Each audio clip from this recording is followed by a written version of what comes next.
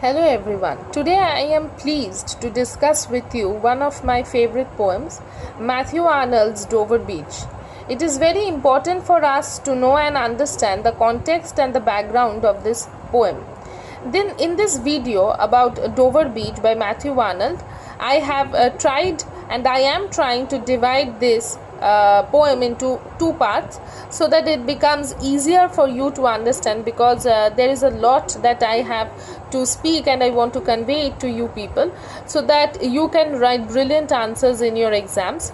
And I hope that this poem, the explanation of this poem becomes something that is very easier for you to understand, and unlike any of the explanations that you have found elsewhere.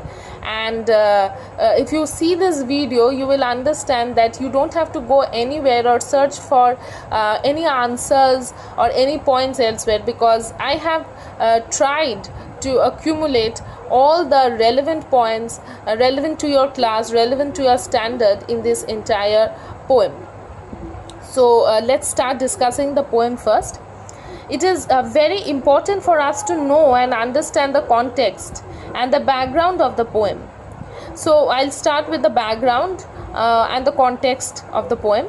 This poem depicts a tone and a mood of society felt at that time, you can tell around 1851 to 1857, which was the prime years of Arnold.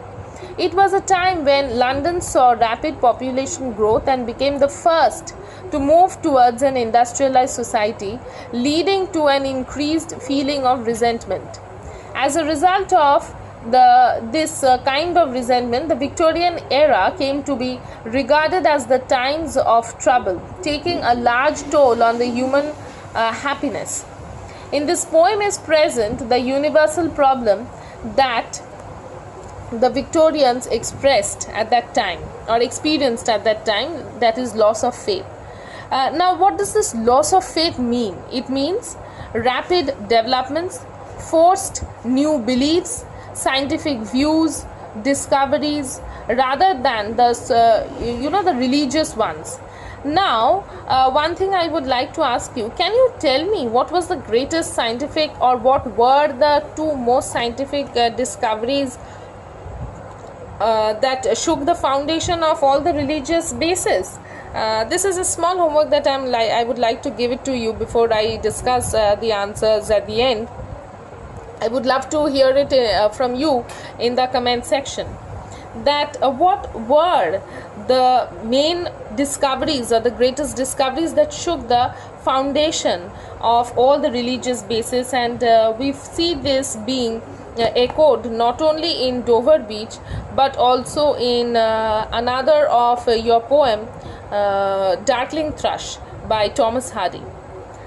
The poem Dover Beach represents the Victorian era so perfectly that is what makes it an indispensable poem for the readers who want to understand this Victorian period. While the poem starts on a very hopeful note, by the end we reach the last stanza. You will see that the presentation is of a reality, of the harshness of the world, which depicts the poet's discontentment with the way the things were shifting at that point. Something that he himself said as in one of his you can tell memoirs, where he quoted himself, on the whole, the main movement of mind of the last quarter of a century. So this poem is said to represent on the whole the main movement of mind of the last quarter of a century. Now I would like to talk about the social context a bit. It was written against a socio-cultural background where there were a number of changes, as you see, that were taking place, as I already discussed, and this is characterized by confusion and conflict. A formal religion, the certainty, calm, peace of mind that is associated with it, the reference to the sea of faith was very strongly challenged during the second half. The second half of the Victorian age is very important.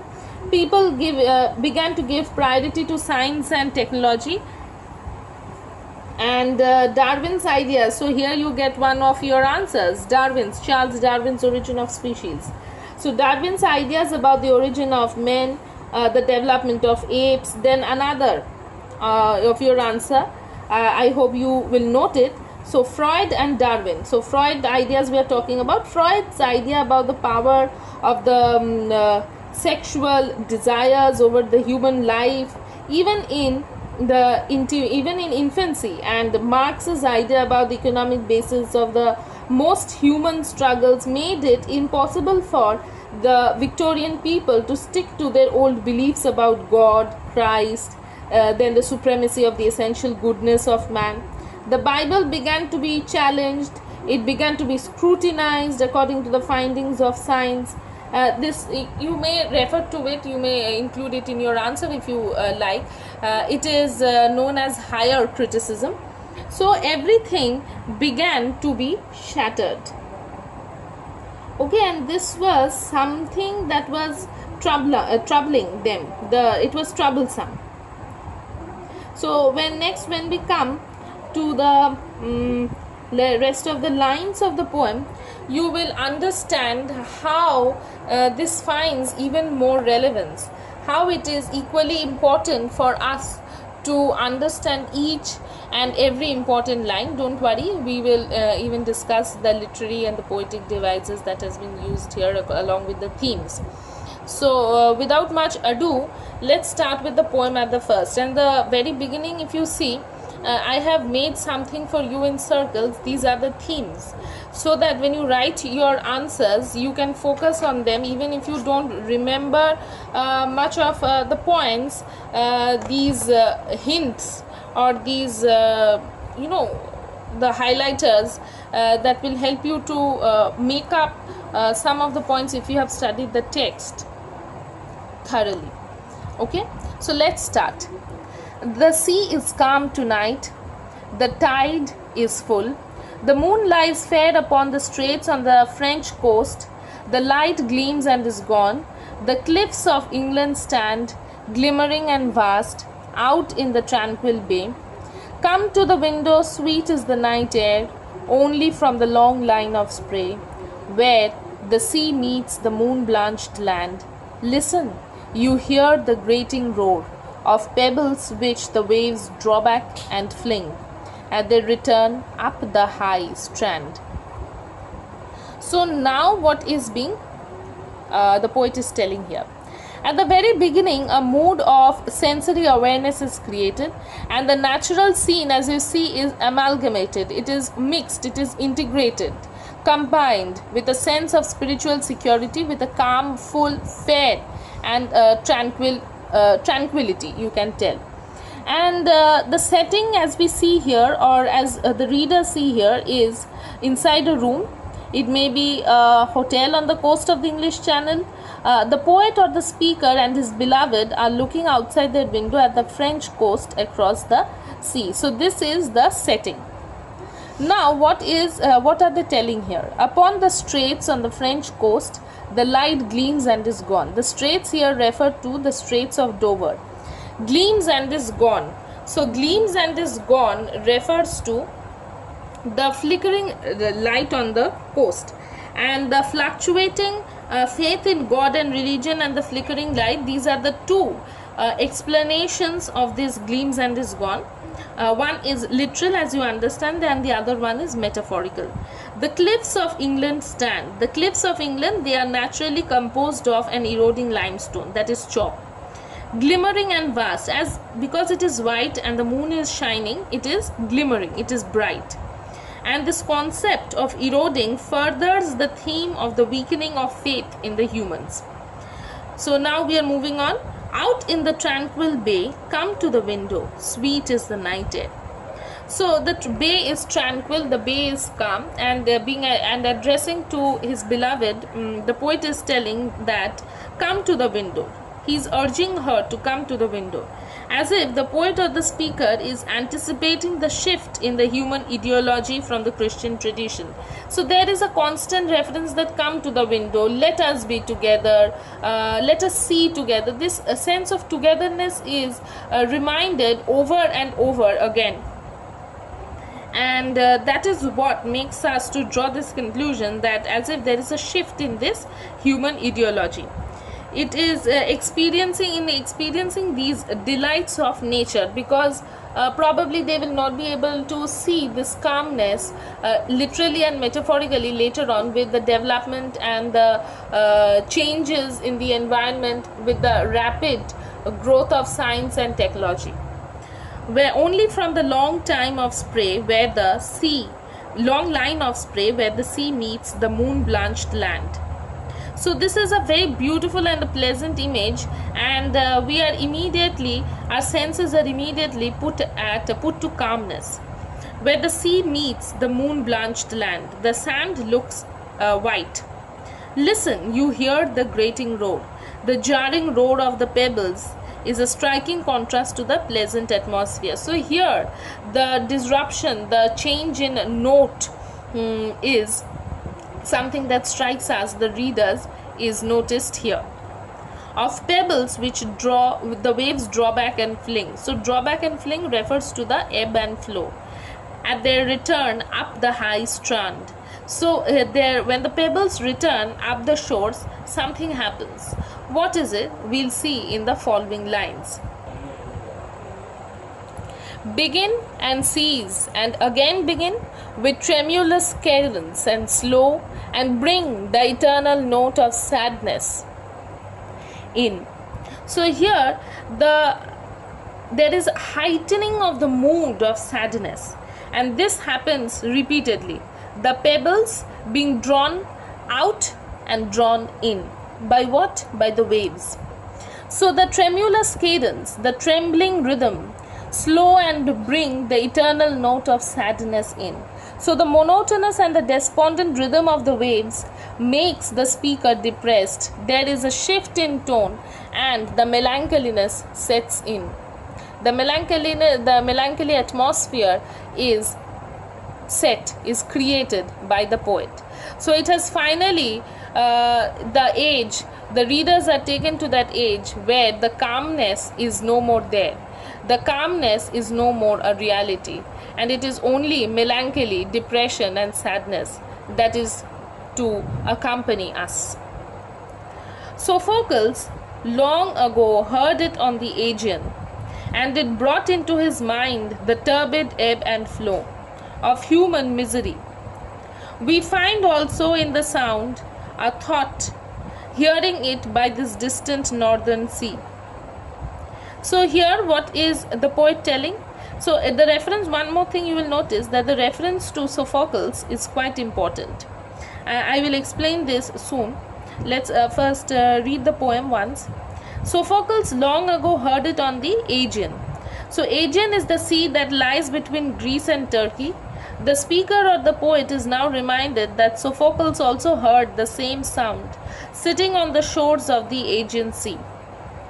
He also contemplated about the human misery, the sadness, the depression which led him to create, him refers to Sophocles, that led him to create masterpieces like Oedipus Rex is one of the primary examples which talks of the human suffering on a grand scale. Okay. Now I will explain some more things of Sophocles. It is that being the author of Oedipus, the physical, which talks of the story of the blindness, I think you must have heard, it is the story of the blindness, physical and spiritual. And what results is that the blindness results in some dire consequences, and the seriousness is as a result of this blindness, the results that happen is very harsh. It is very difficult for anyone to accept it, but Sophocles had been brave enough to portray that. He is also the author of Antigone.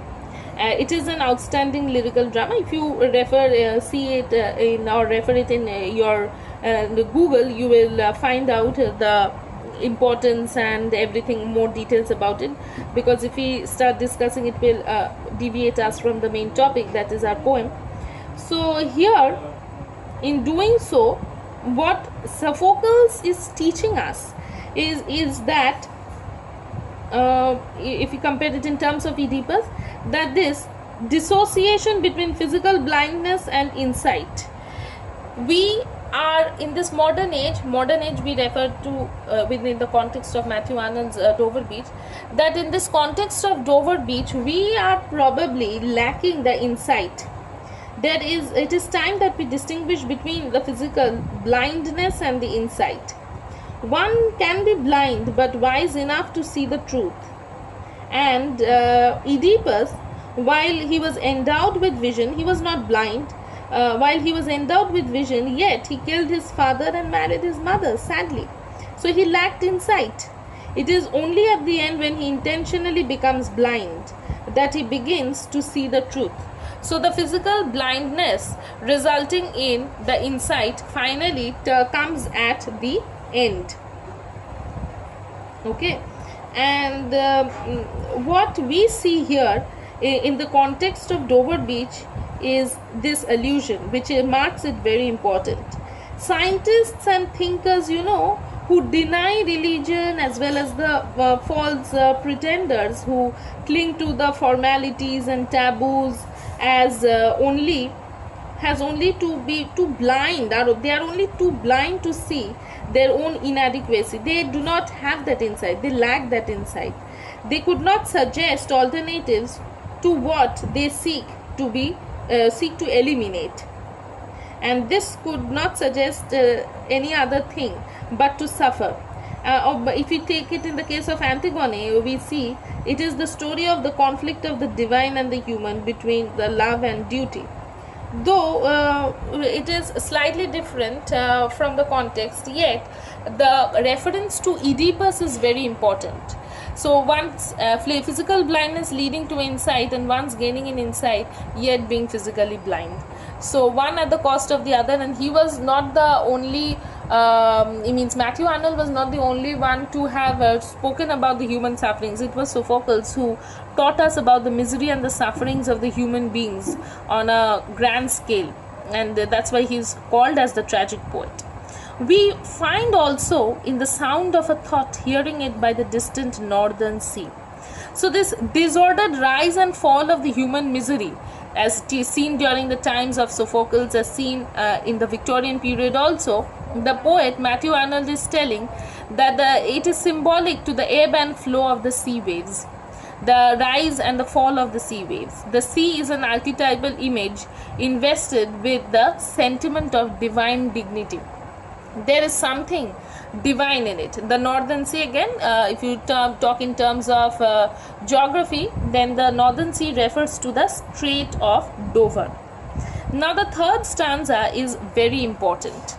The sea of faith was once too at the full, and the round earth's shore lay like the folds of a bright girdle furled. But now I only hear its melancholy, long, withdrawing roar. So these lines are very important, and I will explain these lines in my next video, along with some of the important literary devices and the indispensable stuffs that you will be needing for your exam, because there are many important things that I would like to discuss too. The link to the second video will be provided in the description section. Make sure that you watch the first video before you move on to the second one, because it will be easier for you to understand. Though I have explained it by writing in the written form here, yet there are certain things that I would like to discuss with you, which I will discuss in the second video in more details. Okay, so I'm moving on to the second video. The link is in the description section.